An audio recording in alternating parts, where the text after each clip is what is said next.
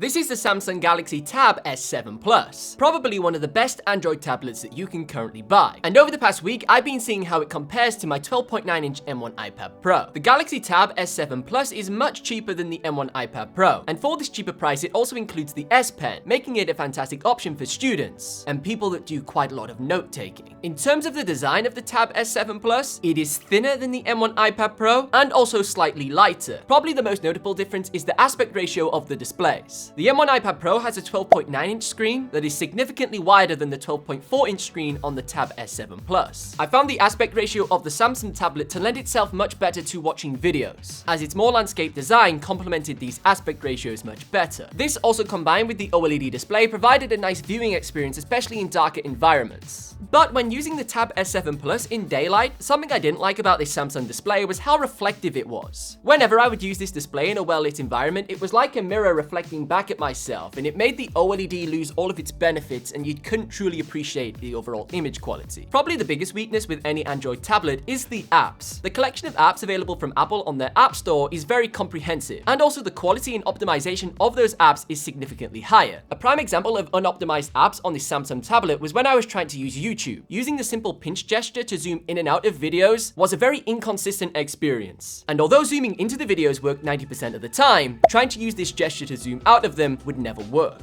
And it was just little quality of life experiences like this that just kept adding extra bumps in the road while trying to use this cool tablet. One major selling point of Samsung products, either their phones or tablets, is this cool feature called DAX. Samsung DAX lets you turn your tablet into more of a desktop computer, replicating a very similar workflow to something like Windows. And if you connect a mouse and keyboard or the Samsung Fold case, this lets you utilize the Tab S7 Plus in a totally different way. And this is something that you just cannot do with the M1 iPad Pro. Regardless of whether you connect a mouse and keyboard to that tablet, you're operating within the exact same UI, which creates a lot of frustration for Apple users as you can't truly leverage the potential of that M1 processor. Next, let's talk about the camera performance of the Tab S7 Plus. I'm a huge fan that Samsung have placed the selfie-facing camera on the side of the tablet. A huge problem with the iPads is the fact the selfie camera is placed over here, and when you're using your iPad horizontally like this, it means you're never looking at the person that you're talking to. Well, this issue is being completely removed with this Samsung tablet, and I can't express how much better it makes the whole experience for people that like to use Zoom and Teams very frequently.